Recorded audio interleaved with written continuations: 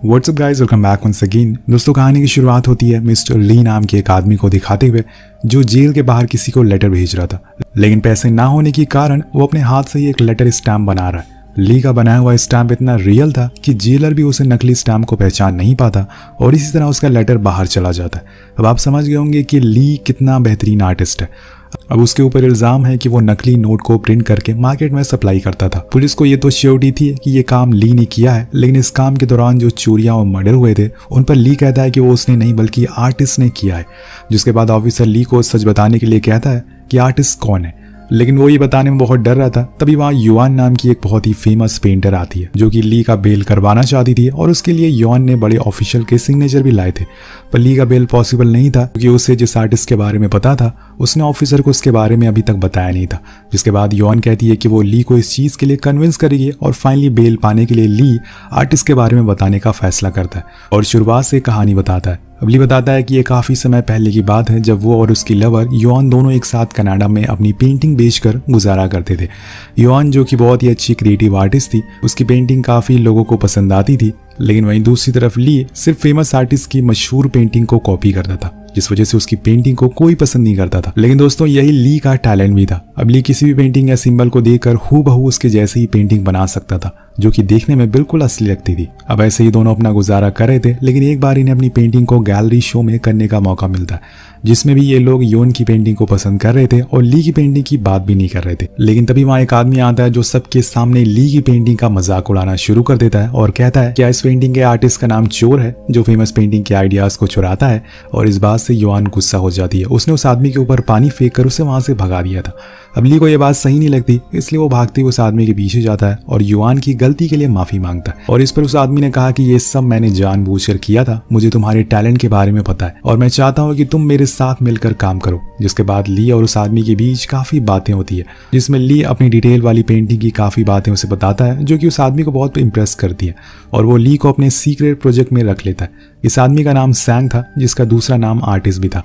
इसके बाद ली अपने गैलरी वाली पेंटिंग के पास जाता है और युआन के सामने ही पेंटिंग को जला देता है, क्योंकि अब वो वापस ऐसे काम को नहीं करने वाला था और उसके हुनर को आर्टिस्ट ने पहचान लिया था। अब हम ली को आर्टिस्ट के साथ कार में कहीं जाते हुए देखते हैं, जहां जाकर आर्टिस्ट उसे अपना प्लान बताता है कि उन्होंने $US की बिल कॉपी बनानी है, यानी कि उन्हें नकली नोट प्रिंट करना है। ये सुनकर शुरुआत में ली को झटका लगता है और वो गुस्सा भी हो जाता है क्योंकि ये काम इलीगल था, लेकिन आर्टिस्ट उसे समझाते हुए कहता है कि ये उसका फैमिली बिजनेस है जो वो बहुत लंबे समय से करता हुआ आ रहा है और आज तक वो लोग कभी पकड़े नहीं गए। तो अगर ली उनके साथ हाथ मिला ले तो वो बेहिसाब पैसे कमा सकता है। जिसके बाद ली इस पर और सोचने का फैसला करता है और वापस अपने घर आ जाता है, लेकिन वहाँ वो देखता है कि युआन जा चुकी है, यानी कि वो पूरी तरह से अकेला है और इसी जगह ली सैंग के साथ काम करने के लिए तैयार हो जाता है। अब आर्टिस्ट ली को उसके बाकी मेंबर से मिलवाता, जिसमें सबसे पहला मेंबर था लिवान जो कि एक इंक एक्सपर्ट था, दूसरा था जो जिसे इंक के कलर में बहुत नॉलेज थी, तीसरा था कुआंग जो कि सिक्योरिटी संभालता था और आखिरी था सीनो जो कि बटलर था।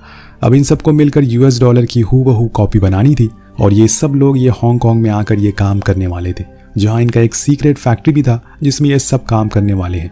अब सैंग ली को $US के बारे में बताता है कि कैसे उनके लिए वो अभी तक का सबसे डिफिकल्ट करेंसी होने वाली है, क्योंकि उसमें बहुत सारे माइनर पेंटिंग है, वर्ड्स और डिटेल है जिसे रिक्रिएट कर पाना बहुत ही मुश्किल है। अब ये $US को कॉपी करने की शुरुआत करते हैं, जिसमें सबसे पहले इंक प्रॉब्लम आती है। एक ऐसा इंक बनाना जो पेपर के साथ रिएक्ट करके येलो या पर्पल कलर बना दे, क्योंकि $US के ऊपर किसी भी इंक को डालने पर वो ऐसा ही रिएक्ट करता है। इसी चीज़ की खोज के लिए सैंग अपनी तरफ से लग जाता है। दूसरी तरफ ली भी नोट को बनाना शुरू कर देते हैं। कई दिन लगाकर वो नोट हर एक बारीकियों को ध्यान में रखता है और उसे हूबहू बिल्कुल वैसे ही नोट बनाता है, जो देखकर सैंग बहुत ही खुश होता है। अब बारी होती है नोट के वाटरमार्क की, जिसमें इन्हें नोट के बीच में फोटोज दिखानी है, जिसके लिए सैंग सबको एक आइडिया सजेस्ट करता है, जिसमें वो 3 प्रिंट बनाएंगे। वाटरमार्क वाला प्रिंट को बचे 2 प्रिंट के बीच में डालेंगे, जिससे कि वाटरमार्क इफेक्ट आ सकता है और ये आइडिया सबको पसंद भी आता है। अब धीरे धीरे करके इनका डॉलर पूरा बनता जा रहा था, लेकिन फिर भी उसमें एक कमी थी जो कि थी उसकी नॉन एसिड वाली पेपर। अब सैंग को इस बात का पता था कि US गवर्नमेंट करेंसी बनाने के लिए पेपर का इस्तेमाल करते हैं और बचे हुए पेपर को टेलीफोन डायरेक्टरी बनाने के लिए भेज देते हैं। इसलिए सैंग अगले दिन ही ली को लेकर सीधा ईस्टर्न यूरोप चला जाता है, जहां वो उसी फैक्ट्री में जाता है जिसमें यह नॉन एसिड पेपर आते थे और किसी तरह सैंग अपने साथ कई टन पेपर प्रिंटिंग के लिए ले आता है। जिसके बाद फाइनली इनका पहला डॉलर बनकर तैयार होता है, पर अभी भी इस डॉलर में कलर की कमी थी। जो इसे नकली से पूरी तरह से असली नोट बना देगी। लेकिन कितनी भी कोशिश करने के बाद ये लोग उस नोट के कलर को नहीं बना पा रहे थे। जिसके बाद एक दिन सैंग ने अपने गैंग के साथ गवर्नमेंट के एक ऑफिशियल वैन पर हमला कर दिया जिसमें वही प्रिंटिंग कलर होते जो सैंग को नोट बनाने के लिए चाहिए थे। और इसी अटैक में सैंग ने काफी सारे ऑफिशियल को भी मार दिया। अब ये देखकर ली बहुत ज्यादा डर जाता है क्योंकि उसने सोचा नहीं था कि सैंग नकली नोट बनाने के लिए इस हद तक गिर जाएगा। ली के लिए उससे भी ज्यादा हैरानी की ये बात थी कि सैंग ने कलर लेने के बाद भी वैन को ब्लास्ट कर दिया जिसमें कोई भी नहीं बचा। और ये चीज ली के लिए बहुत ही दुखी करने वाली थी। अब कलर मिलने के बाद जो फाइनल करेंसी सैंग की टीम बनाती है वो बिल्कुल रियल नोट से भी ज्यादा रियल लग रही थी, जो कि फाइनली अब क्लाइंट के पास जाने के लिए तैयार थी। और बस कुछ ही हफ्तों में सैंग पूरी दुनिया में अपने क्लाइंट को ये नोट सप्लाई करने लगता है, जिससे रातों रात वो अरबपति बन जाता है। और अब उसे अपने एक स्पेशल क्लाइंट से डील करनी थी, लेकिन उससे पहले कनाडियन अथॉरिटीज को इस बात की पता लग जाता है कि उनके कंट्री में कहीं से फेक करेंसी सर्कुलेट हो रही है, जिसके लिए वो लोग हांगकांग से स्पाई एक्सपर्ट, ताकि फ्यूचर में जब भी उनका कलर खत्म हो जाए तो वो लोग और नोट प्रिंट कर पाए। और कई दिनों की मेहनत के बाद फाइनली वो ऐसा कलर बना भी लेता है जो एक तरफ से दिखने में गोल्ड था और दूसरी तरफ से दिखने में ग्रीन। और यही वो कलर था जो इनके लिए एक बड़ी प्रॉब्लम बन रही थी। अब ली जब ये बात सैंग को बताता है तब सैंग ली से बहुत खुश होता है और उसे अपने साथ अपने स्पेशल क्लाइंट से डील के लिए ले जाता है, जो कि बहुत ही खतरनाक आदमी था। अब सैंग डील की जगह पर पहुंचता है, ली को एक ट्रिगर देता है और कहता है कि जब मैं कहूं तभी उस ट्रिगर को छोड़ देना। इसके बाद सैंग बॉस से डील के लिए चला जाता है, जहां बातों बातों में पता चलता है कि बॉस ने सैंग के डैड को मरवाया था और सैंग आज यहाँ डील करने नहीं बल्कि उसी चीज़ का बदला लेने आया है। जिसके बाद दोनों में बहस हो जाती है और ली सैंग के कहने पर ट्रिगर को छोड़ देता है, जिससे वहाँ खड़ी गाड़ी में एक धमाका होता है और चारों तरफ गोलियां चलना शुरू हो जाती है, ब्लास्ट हो जाते हैं, चारों तरफ फायरिंग होती है। इसमें सैंग लगभग बॉस के सभी लोगों को मार देता है, पर तभी ली बॉस के एक मेंबर साओ को देखता है जो कि जल रही थी और ली जाकर फिर से साओ को बचा लेता है। अब यहाँ साओ की आग में जलने की वजह से उसका आधा चेहरा खराब हो गया था, इसलिए उसकी प्लास्टिक सर्जरी करवाई जाती है, जिससे उसे नया चेहरा दिया जाता है और सैंग आकर उसे एक फेक पासपोर्ट भी देता है जिसमें उसका नाम होता है युआन, जो कि ली की गर्लफ्रेंड का नाम था। आगे जाकर साओ को यह भी पता चलता है कि युआन ली की गर्लफ्रेंड है और यहाँ तक कि उसे जो चेहरा दिया गया है वो भी युआन का ही है और उसे ये बात अच्छी नहीं लगती। अब सैंग का जी के साथ डील का समय पास आ रहा था और सैंग को उस वक्त इस डील में कुछ तो गलत लगा, क्योंकि जिस तरह से जी, जिसका कोई पास्ट रिकॉर्ड नहीं है, वो उनका अचानक क्लाइंट कैसे बन जाता है और सैंग यहाँ पर सही भी होता है। अब हर चीज़ को शुरुआत से पता करने के बाद सैंग को पता चलता है कि जी कोई बायर नहीं बल्कि एक स्पाई है, लेकिन जी उसके करीब आया कैसे। जिसके बाद सैंग को पता चलता है कि उसी की टीम मेंबर जोउ ने नकली नोट से कनाडा में एक ओल्ड चाइनीज क्लॉक खरीदी और इसी वजह से पुलिस ऑफिसर को नकली नोट का पता चला और उसी के जरिए वो लोगों ने सैंग को अपने स्पाई भेजे। अब सैंग सबसे पहले जोउ को ढूंढता और उसे मार डालता, क्योंकि उनके बिजनेस का ये वसूल है कि उनके बनाए हुए नोटों से कोई भी मेंबर कुछ खरीद नहीं सकता। लेकिन अब जोउ ने ये रूल तोड़ दिया था, जिस वजह से उसे अपनी जान गंवानी पड़ती है। अब जैंग जोउ को तो मार डालता है, लेकिन वो फिर भी जी के साथ डील कैंसिल नहीं करता और इसका कारण था कि वो जी को भी मारना चाहता था, इसलिए वो डील वाले दिन जी से मिलने आता है और मौका देखकर उसे भी मार डालता है। अब आगे सैंग ली के सामने उसकी गर्लफ्रेंड युआन और उसके फियांसे को लेकर आता है और ली उसके फियांसे को मारने के लिए कहता है, लेकिन ली ऐसा नहीं करता और उल्टा सैंग पर ही गन पॉइंट करके चला देता है, जिससे वहां पर अंधाधुंध फायरिंग होना शुरू हो जाती है और उसमें यॉन के फियांसे की मौत हो जाती है। अब इस पूरे हादसे में ली भी फायरिंग में मारा जाता है और साओ पीछे से सैंग के मेंबर पर फायरिंग स्टार्ट कर देती है, जिसमें हर एक मेंबर मार दिया जाता है, सिर्फ सैंग ही बचता है। एंड में सैंग और ली एक दूसरे के सामने होते हैं और इस बार ली सैंग को शूट करके मार डालता है। अब इस पूरे क्लैश के बाद वहां पर ऑफिसर का आना पक्का, इसलिए साओ ली को लेकर वहां से दूसरी जगह चली जाती है। अब कुछ दिनों बाद ली को पता चलता है कि ऑफिसर को सैंग की बॉडी नहीं मिली, यानी कि वो भी जिंदा है और वो उसे बदला भी लेगा।